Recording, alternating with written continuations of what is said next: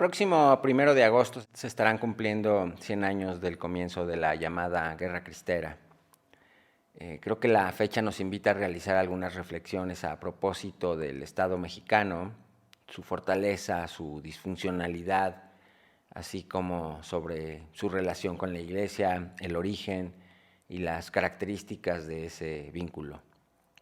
Y es que, aunque existen elementos que denotan un carácter hasta cierto punto artificial en aquel conflicto, cuya solución, entre comillas, coincidió casualmente con la creación del Partido de Estado, lo que es un hecho es que se trató de un capítulo más bastante poco investigado de la relación Iglesia-Estado en nuestro país.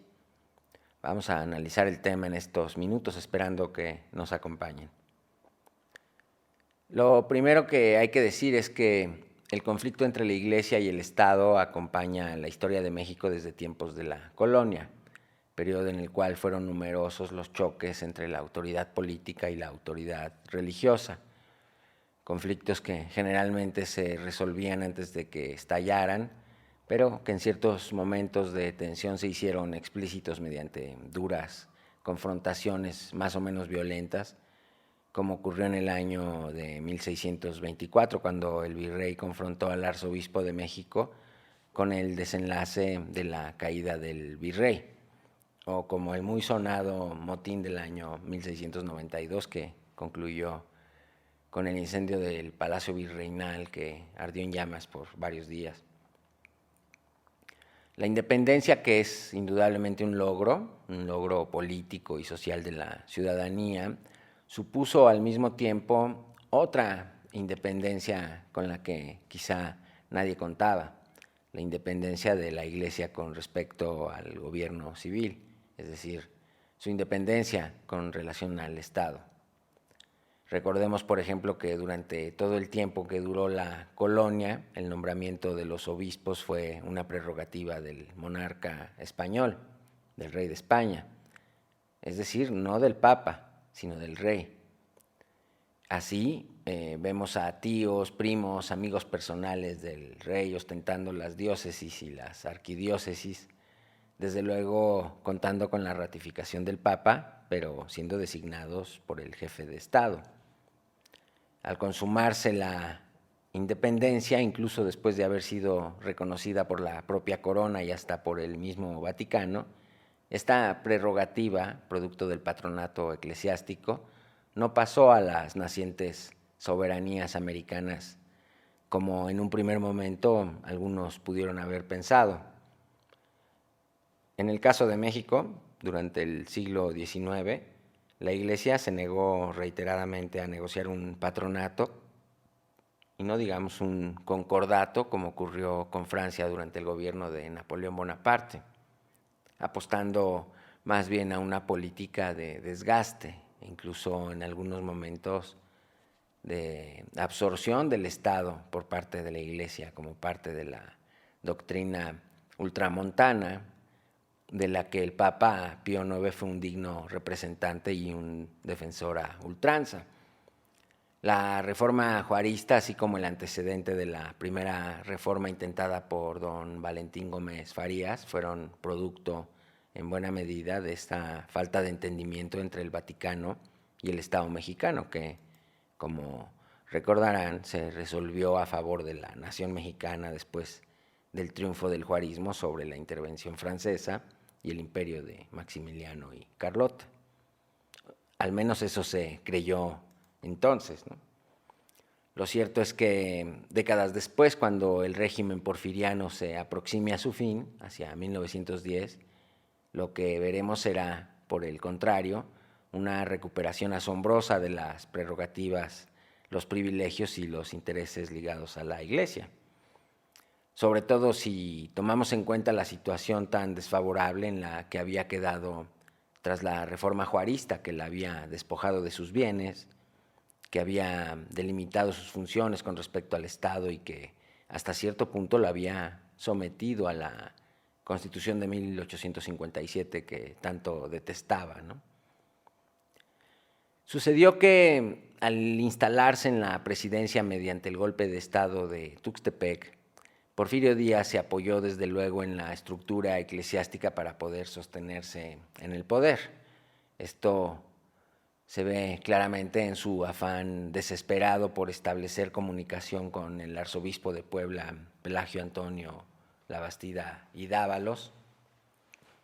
así como en el apoyo que recibió su movimiento por parte de los primeros cristeros michoacanos, quienes se levantaron contra el Estado precisamente al tiempo en que Porfirio Díaz intentaba derrocar al gobierno de Lerdo de Tejada en 1876.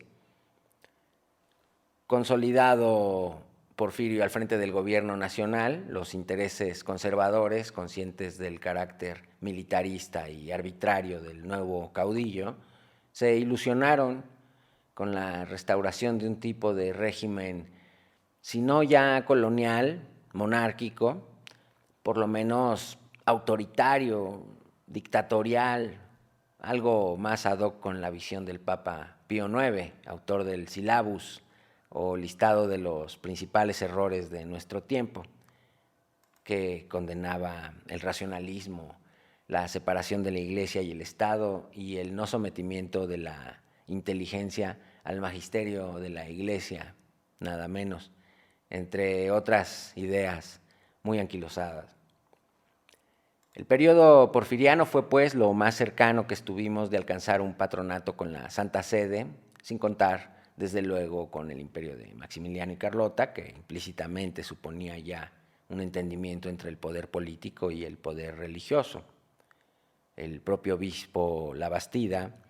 visitó a Maximiliano en Miramar para acabar de convencerlo de que viniera a México a ceñirse la corona. Inexplicable será nuestra demencia si no sabemos apreciar el don que nos hace el cielo con estos príncipes, escribió el obispo Labastida de Puebla, después de ser recibido por Maximiliano. La Iglesia suspiraba por un régimen que, a semejanza de la colonia, no favoreciera la educación de la ciudadanía, sino al contrario,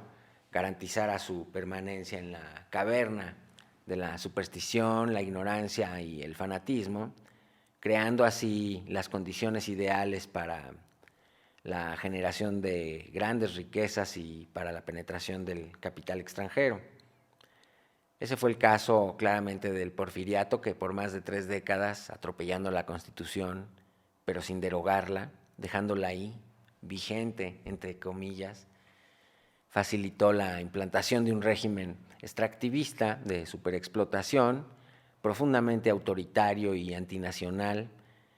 ante la mirada aprobatoria de una iglesia que, como hemos dicho, experimentó en esos años una restauración señorial.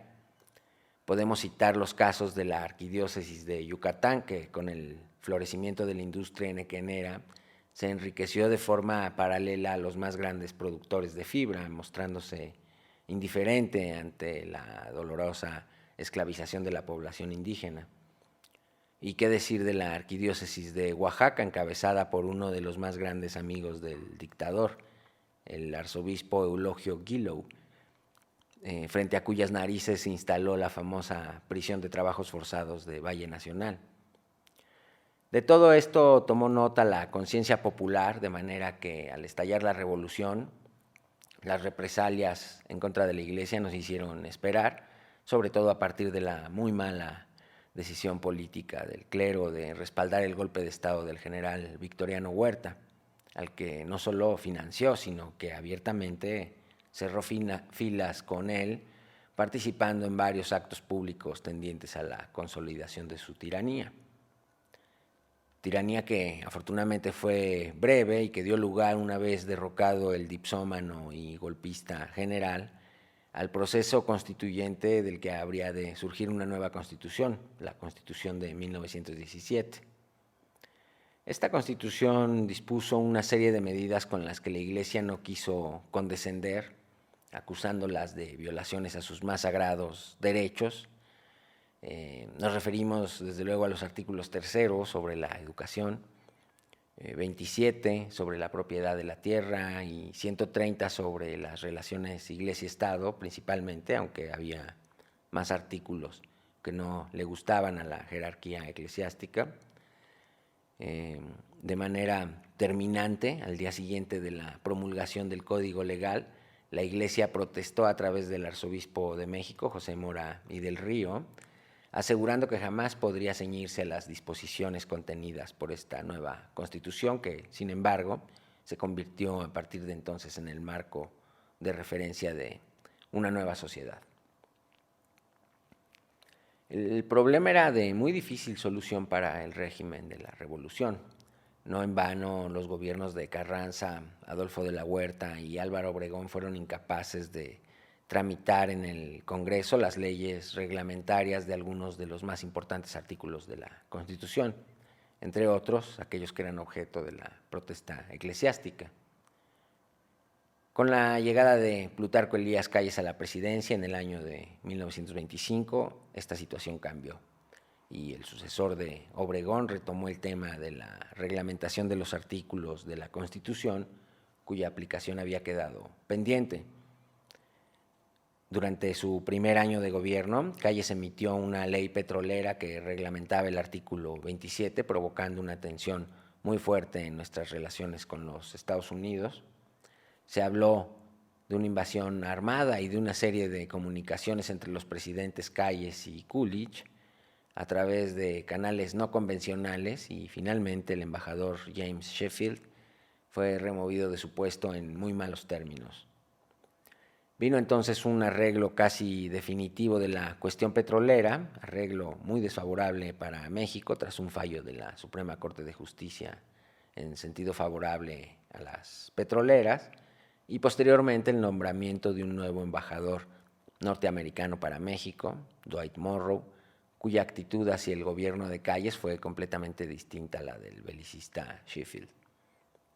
Para 1926, durante su segundo año de gobierno,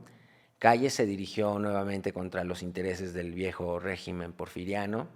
esta vez directamente contra la Iglesia, mediante la reglamentación del artículo 130, exigiendo, entre otras cosas, el registro de los sacerdotes ante la Secretaría de Gobernación, limitando el número de ministros extranjeros de culto y prohibiendo formalmente a la Iglesia la administración de centros educativos, entre otras medidas con las que, como hemos dicho, la Iglesia se negó a transigir. La jerarquía ordenó entonces a los curas el cierre de los templos, llamando a sus fieles a resistir lo que consideraba un atropello a la libertad de cultos, convocando a dar inicio a este movimiento de resistencia el mismo día en que la ley Calles debía entrar en vigor, es decir, el 1 de agosto de 1926. Antes, sin embargo, ocurrieron algunos sucesos extraños, como la aparición de una iglesia mexicana, una especie de escisión de la Iglesia Católica, una iglesia cismática, encabezada por un personaje singular, el famoso patriarca Pérez, que se hacía llamar Papa y que se trataba de un cura que tomó por asalto la iglesia de la Soledad en la Merced, en la Ciudad de México, apoyado por algunos sindicatos de obreros oficialistas. La famosa creación de la Iglesia Mexicana fue un suceso que no tuvo la menor trascendencia, histórica sobre todo, pero que sí preparó el ánimo del pueblo católico para que se pusiera en guardia. Este señor, el patriarca Pérez, según recuerdo, con los años se reconcilió con la iglesia y la susodicha Iglesia Mexicana no pintó más en el horizonte, pero el ambiente de tensión y la provocación del sentimiento religioso buscaba claramente incendiar la pradera. Como estaba previsto, la ley Calles entró en vigor el día señalado. Las iglesias amanecieron cerradas y las protestas de los católicos organizados comenzaron a expresarse en las calles, recurriendo a distintos mecanismos de presión, de la propaganda a la violencia armada, pasando por la huelga, las misas clandestinas y el boicot, entre otros. Desde el comienzo del siglo XX, alrededor de 1905 o 1906, la Iglesia había empezado a preparar organizaciones sociales que, ante un eventual desmoronamiento del sistema porfiriano, como el que estaba en curso, defendiera los privilegios de la institución con el argumento y seguramente también con el sentimiento de luchar en defensa de la fe. Así, bajo la dirección del jesuita francés Bernardo Vergoent, se creó la Asociación Católica de la Juventud Mexicana, las Damas Católicas y algunas otras organizaciones que, llegado el momento, precisamente en 1926, se coaligaron en una sola instancia llamada Liga Nacional Defensora de la Libertad Religiosa, donde la sociedad sería el pueblo el que defendiera la Iglesia y ya no el ejército conservador, como había sucedido en el siglo XIX y durante el Porfiriato, ejército que, dicho sea de paso, había quedado liquidado tras los tratados de Teoloyucan celebrados en 1914. Así pues, en Jalisco, Michoacán, Guanajuato y Zacatecas, los llamados cristeros consiguieron conformar partidas más o menos respetables de combatientes, y en estados como Veracruz, Puebla, Querétaro y el Estado de México, aunque menores en número, también hicieron su lucha, la cual, sin poner en peligro el control territorial del Estado, se hizo sentir con fuerza suficiente como para complicar la marcha del gobierno, dibujando en el horizonte un futuro choque, un futuro de choques y de confrontación permanente bajo el espectro preocupante de una guerra santa, ¿no? Los jerarcas católicos, obispos y arzobispos, partieron al exilio, como ya lo habían hecho en 1914 a la caída de su aliado Victoriano Huerta, reuniéndose en en San Antonio, Texas, desde donde emitían pronunciamientos generalmente a nombre de la Conferencia Episcopal, y alentando la lucha, permaneciendo únicamente en México algunos arzobispos como el de Jalisco y el de San Luis, ocultos desde donde tiraban las riendas de la sublevación. Mientras esto ocurre, el gobierno de Calles se enfrenta a un problema difícil, sino imposible de solucionar: la reelección del general Álvaro Obregón, quien de esta manera pensaba liquidar el principio revolucionario de la no reelección, reduciendo implícitamente la gestión presidencial de Plutarco Elías Calles a una mera anécdota, si no es que a un chiste como los que tanto le gustaban al manco. Algo parecido a lo que Porfirio Díaz había hecho con su compadre Manuel González en 1880, dejarlo sentado al terminar su primer periodo de gobierno para que cuide la silla y desde luego para que realice el trabajo sucio, y después regresar, retomar el poder para instalar una dictadura aprovechándose de la candidez y de la diligencia de su compadre, que vendría a ser una especie de títere, ¿no? La voz popular ya le asignaba de por sí ese papel a Plutarco Elías Calles, atribuyendo casi cualquier acción radical que realizara al expresidente Obregón, ¿no?, al jacobino clásico, digamos. Y Calles, pues lejos de intentar desmentir a nadie, aprovechó este espejismo para trazar su propia ruta política, utilizando este desprestigio suyo para arrojar sobre Obregón toda la desconfianza y todo el odio de los grupos que se sentían agredidos por su gobierno, y este fue el caso, de manera ostensible, de los fieles católicos. Obregón había sido durante los años más violentos de la Revolución, digamos entre 1914 y 1919, un encarnizado perseguidor de sacerdotes, un castigador de la Iglesia, usufructuando el sentimiento popular de indignación contra la institución debido a sus alianzas con Victoriano Huerta y, como hemos dicho, con el propio Porfirio Díaz en los años de la dictadura. El anticlericalismo de Obregón resultó así una vía eficaz para posicionarse como un revolucionario radical, un enemigo del viejo régimen. Esto a pesar de que Obregón provenía de una familia y un grupo de poder estrechamente ligado al porfirismo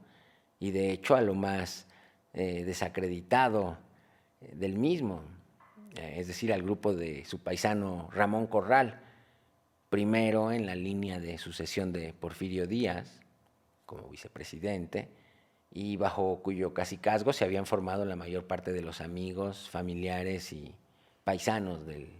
general sonorense. Son conocidos los pasajes en los cuales Obregón, al entrar en México en 1915, castiga a los sacerdotes poniéndolos a barrer las calles del centro y después enviándolos por tren a Veracruz en vagones de carga, señalándolos como portadores de enfermedades venéreas. Posteriormente, al ser presidente de la República, tras la desaparición de Carranza, ocurrieron algunos sucesos extraños. Un bombazo en la Basílica de Guadalupe, una explosión en el monumento a Cristo Rey en Guanajuato y algunos otros hechos de cariz anticatólico que no fue difícil atribuir al gobierno federal. Bueno, pues todos estos precedentes que por sí mismos habrían bastado para dar a Obregón una fama de jacobino irreconciliable, combinaron muy bien con la política de confrontación de su sucesor, Plutarco Elías Calles, en contra del clero. Nadie hubiera pensado que Obregón no animaba desde su exilio en Cajeme, Sonora, esta embestida contra sus enemigos emblemáticos. Y sin embargo, la realidad era muy distinta. Según testigos confiables, Obregón pegó el grito en el cielo cuando supo que Plutarco se preparaba para chocar contra la iglesia. Si ganamos, ¿qué ganamos? Y si perdemos, lo perdemos todo, decía el manco. Lo que le preocupaba en el fondo, más que poner en riesgo los logros de la revolución, era su propia seguridad personal, el peligro que pudiera correr en caso de ser identificado como el enemigo público número 1 de la religión, ahora que la reelección y una eventual dictadura se dibujaban tan claramente en el horizonte. Por eso, mientras Plutarco lleva adelante su cruzada antirreligiosa, Obregón hace malabares tratando en privado de convencer a los obispos de que no es su intención regresar al poder para complicarle la vida a la iglesia, atribuyendo la embestida callista exclusivamente a Plutarco y prometiendo que su inminente regreso al poder no significaría la continuidad de la política de su compadre. Pero ¿cómo creer en él cuando, por otra parte, tampoco podía públicamente discrepar de la conducción política de su compadre Calles, de quien esperaba le entregase el poder al final de su mandato en el año de 1928? Este era pues el telón de fondo que enmarcaba la disputa entre la Iglesia y el Estado en los años de Plutarco Elías Calles, en aquello que dio en llamarse la Guerra Cristera y que militarmente se redujo a unos cuantos enfrentamientos que rápidamente dejaron ver la inviabilidad de esta resistencia de carácter civil, aunque también eclesiástico, en contra de un gobierno revolucionario recién pacificado, pero todavía violento y en camino de convertirse en régimen político. Destacan, sin embargo, entre los más importantes sucesos que formaron parte de esta guerra, entre comillas, la ejecución de Anacleto González Flores, dirigente católico de Jalisco, la volcadura y el incendio del Tren de la Barca en ese mismo estado del occidente de México, el atentado en contra del general Obregón en Chapultepec a finales de 1927 y desde luego el fusilamiento del padre Miguel Agustín Pro Juárez y de su hermano Humberto, así como de los católicos Luis Segura Vilchis y algunos otros más por suponérseles involucrados en el atentado contra el general Obregón, que ya para entonces se enfilaba directamente hacia la reelección presidencial a celebrarse el 1 de julio de 1928. Como estaba programado, aquella vez el general Obregón resultó electo o reelecto y todo hacía pensar que su regreso a Palacio era inevitable. Sin embargo, 2 semanas después de su triunfo en las elecciones y contra la opinión de algunos de sus amigos más cercanos, que le aconsejaban permanecer en Cajeme o incluso viajar al extranjero hasta el momento de su toma de posesión, Obregón decidió trasladarse a la Ciudad de México para forzar, entre otras cosas, un arreglo de la cuestión religiosa que disipara el peligro en que se hallaba su vida en caso de un nuevo atentado por parte de algún fanático religioso. En esas gestiones se encontraba cuando el 17 de julio de 1928 un católico exaltado llamado José de León Toral, burlando las medidas de seguridad, consiguió aproximársele lo suficiente para desenfundar un arma, dispararle y terminar con su vida durante una comida celebrada en su honor en el mítico restaurante de La Bombilla, ubicado en San Ángel, al sur de la Ciudad de México. Se ha mencionado que hubo más tiradores, que el secretario de Industria y Comercio, brazo derecho del general Calles, Luis Napoleón Morones, estuvo detrás de la ejecución del caudillo sonorense, que el propio Calles mantenía abierto un canal de diálogo con el obispo de San Luis, uno de los más intransigentes, y quien se hallaba oculto en la Ciudad de México, muy cerca de La Bombilla, por cierto. Todo esto es muy factible, según se desprende de las averiguaciones de entonces y de ahora. Lo importante, sin embargo, es que Obregón había sido asesinado y había un muchacho cristero dispuesto a pagar por ello. Este suceso, este magnicidio, tuvo enormes repercusiones políticas, como no podía ser de otro modo, provocando un realineamiento del grupo en el poder, que concluyó con una especie de entronización del presidente Calles al frente de la familia revolucionaria, en calidad de jefe máximo, luego de que, evitando sostenerse en la presidencia a sangre y fuego, hay que decirlo, algunas semanas después entregara la primera magistratura a los obregonistas en la persona del gobernador de Tamaulipas, Emilio Portes Gil. El asesino de Obregón, José León Toral, así como una monja conocida como la Madre Conchita y cuyo nombre era Concepción Acevedo de la Llata, enfrentaron un juicio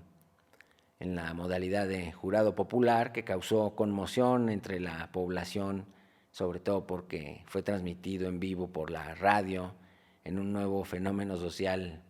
que así se estrenaba en nuestro país, provocando reacciones encontradas entre la población y preparando el ambiente